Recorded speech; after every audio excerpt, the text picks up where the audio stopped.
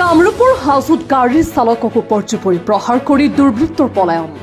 দিন দুপৰতে হাজোৰ ৰাজপথত এখন চাৰিচকীয়া বাহনৰ এগৰাকী চালকক ছুইফ্ট ডিজায়াৰত অহা দুৰ্বৃত্তই হাতুৰিৰে প্ৰহাৰ কৰা ঘটনাই সৃষ্টি কৰিছে তীব্ৰ চাঞ্চল্য।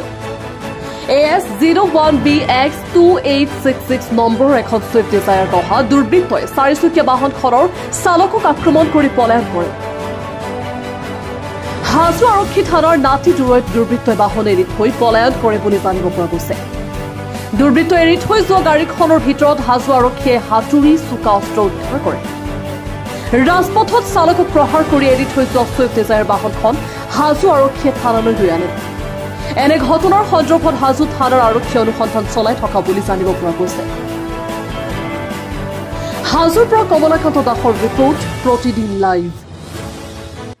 ছয়চকীয়া ড্ৰাইভাৰক দিনৰ লগত ৰং যাই টানি পেলাই এনে মাৰিছে, হাতীটো কোবাইছে, জেগাৰ আছে দাও আছে তাৰ গাড়ীত।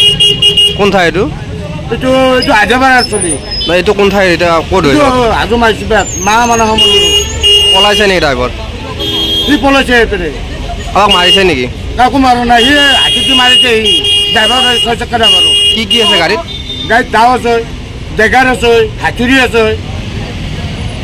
আৰক্ষী আহিছে এতিয়া?